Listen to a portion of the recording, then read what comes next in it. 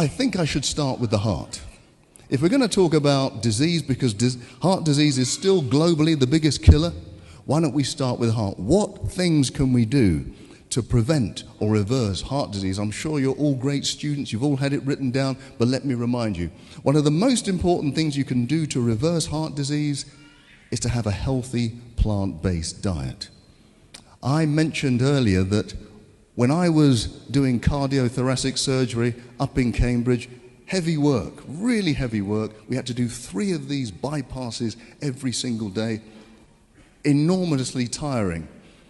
But what we had to do is open up somebody's chest, stop their heart, link it up to a big contraption, and then try and close them all up again. It was a big, big deal.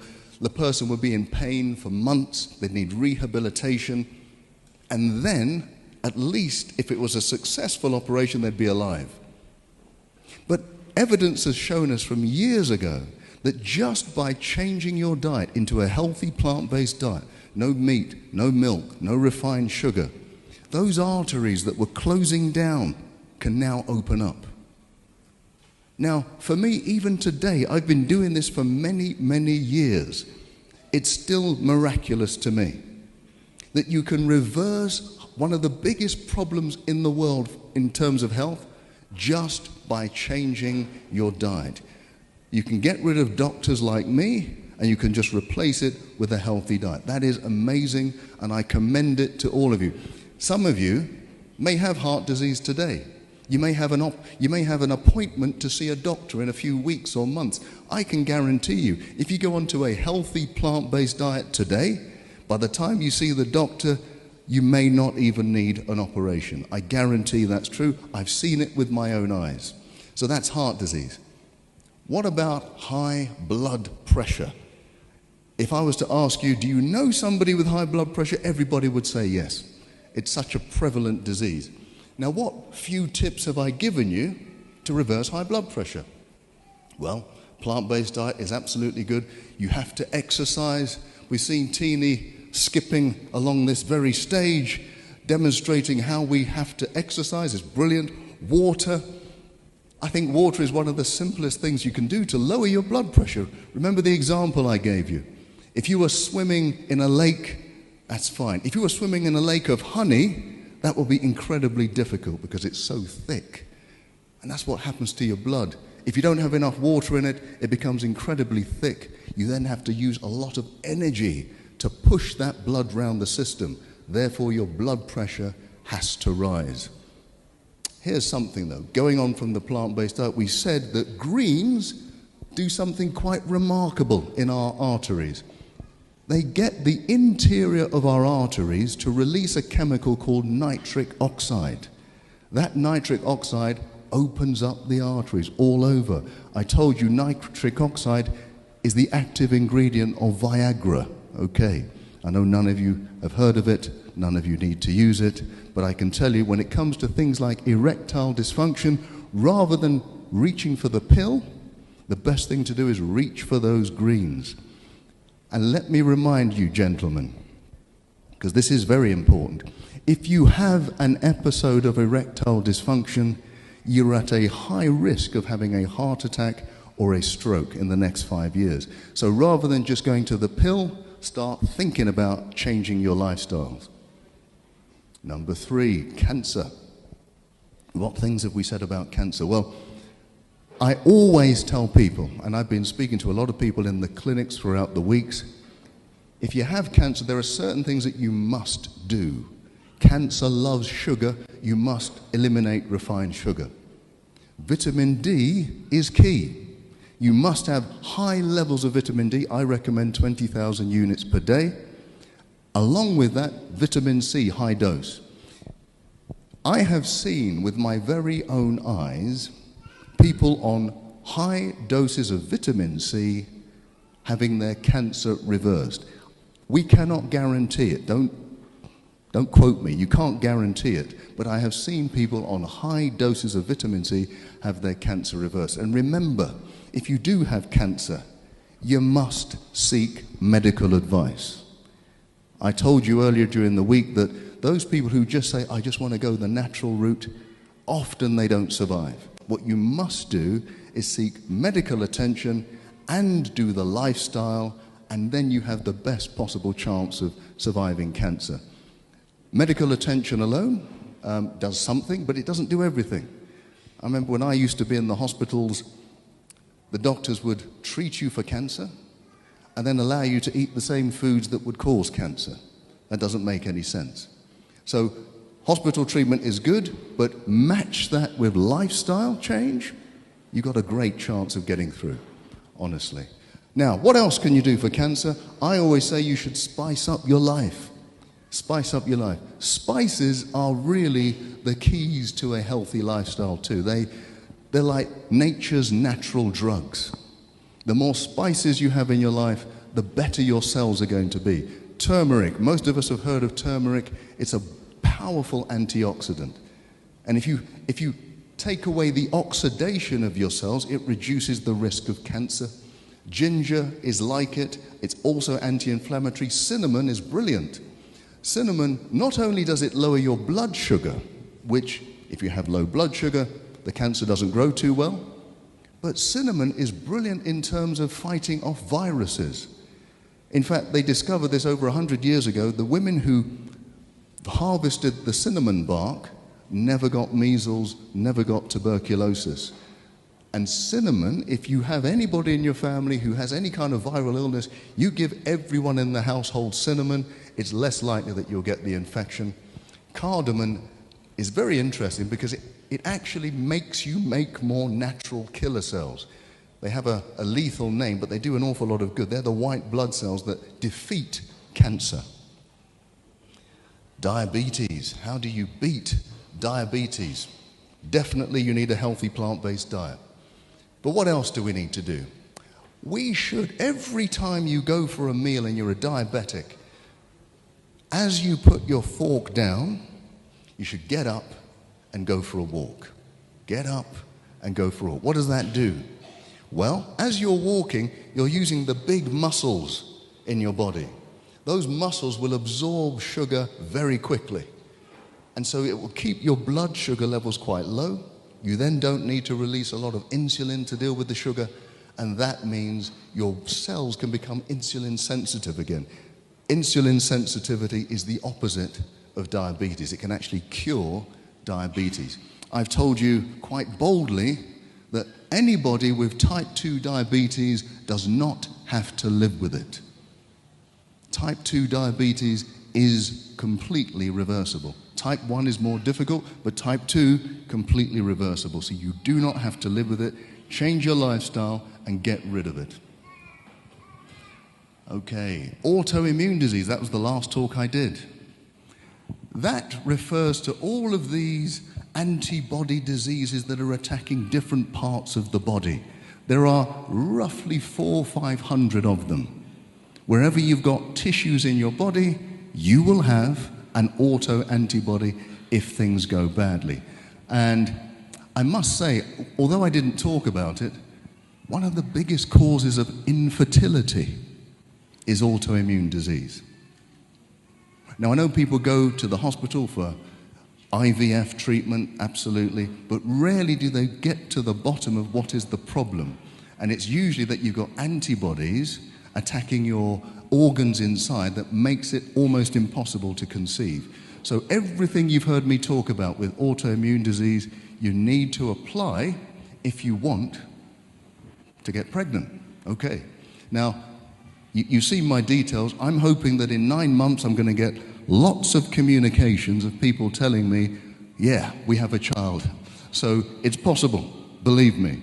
Now, some of the things, if you weren't here the other day, some of the big things that you need to do to get rid of autoimmune disease is get rid of milk, because milk is one of the key factors that generates these antibodies.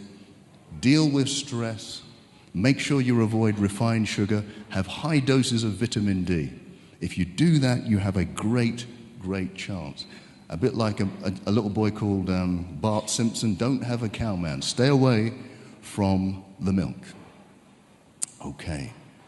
Now, this is increasingly a problem on this continent of Africa. Didn't used to be. You go back 50 years, there was very little obesity on this continent in Africa. Now, with all of the imports of Western culture, including Western food and Western lifestyle, we're getting exactly the same problems that they get in the West. How do we defeat it? I always say, get rid of the white stuff. This is not a racist statement, folks. This is not a racist statement. I'm saying get rid of the white rice, white flour, white pasta, and of course that white substance, sugar. You know, sugar, if you look at it from afar, it looks a bit like heroin. And by the way, it activates exactly the same parts of your brain for heroin addiction. That's why giving up sugar can become so difficult. But remember, I did give you some help in overcoming sugar addiction. Remember the Dr. Chidi method, named after some obscure doctor? You remember that? So for those of you who don't remember, let me tell you, when that donut is calling out your name, the worst thing you can do is say, I can't eat the donut. Because if you do that, your brain will just desire it even more. What you must do is say, I will eat the donut, but I'll eat it in half an hour. At the same time, eat yourself an apple. Now that apple will release sugar slowly into your bloodstream, slowly so that you don't get this insulin spike. And after half an hour, you'll have enough sugar in your system to overcome the desire for the donut. You're not looking convinced. If at the end of the half an hour you still want that donut, do the same thing again. At the end of the day, you may have eaten 5 apples. That's okay. That's your 5 a day, right?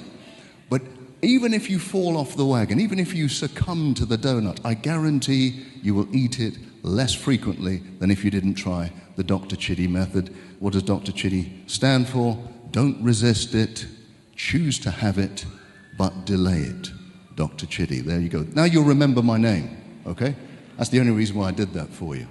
But seriously, sugar has been a serious business, especially on this continent. We used to be slaves for sugar, now we're slaves to sugar.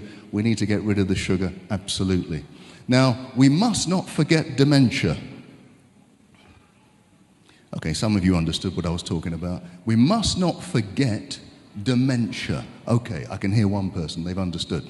Right, dementia, for me, is now one of the most feared diseases around. When I was younger, a younger doctor, it used to be cancer. But now dementia, losing your memory, losing your personality, nobody wants that. It's a fearful thing. The good news is, and there is good news about dementia, it is a lifestyle disease. It is not random. Now, you may have seen studies to say, well, there's a genetic makeup. There is. There are genes for dementia. But there are people who have the gene for dementia who don't get dementia. There are people who don't have the gene for dementia who get dementia. The biggest factors are lifestyle factors. So, for example, you will know that if you have high blood pressure, that's a risk for dementia. If you're obese, if you're diabetic, and the biggest risk is long periods of stress in your adult life.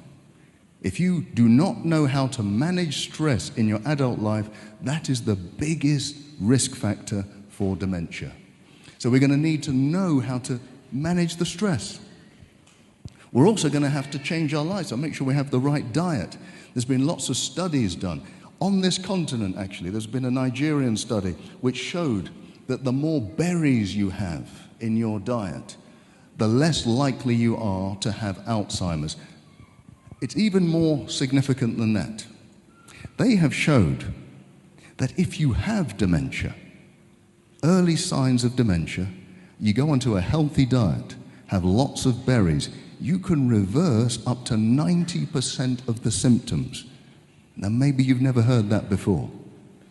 Because most people think, once I've got dementia, it's just a long road down to ruin. That's not true. If you are diagnosed and you change your lifestyle, you can reverse up to 90% of the symptoms of dementia. Talking about stress, we spoke a little bit about depression and anxiety and stress. What little signs can I give you to help?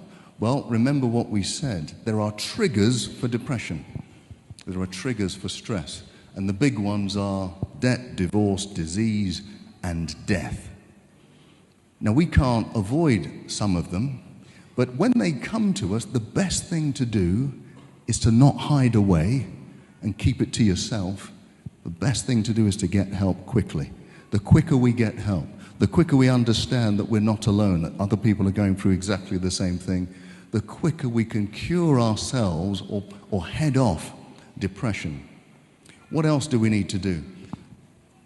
If you're depressed, you might find it difficult, but one of the ways to break that cycle of depression is to get into some physical activity, whether it's going for a walk, a run, a swim, whatever. Maybe you need somebody to encourage you to do it, but it will break that cycle of depression quicker than just about anything. The next thing you can do is do something, even if it's small, for somebody else. That sounds strange. You're depressed. Why am I going to do something for somebody else? Well, we have shown through scientific endeavor that by doing even a small thing for someone else, it takes your mind off of yourself. And that can break that cycle of that spiral of self-thought. So the more you can do for somebody else, even if you don't feel like it, think of it as if you're doing something for yourself when you're doing something for somebody else.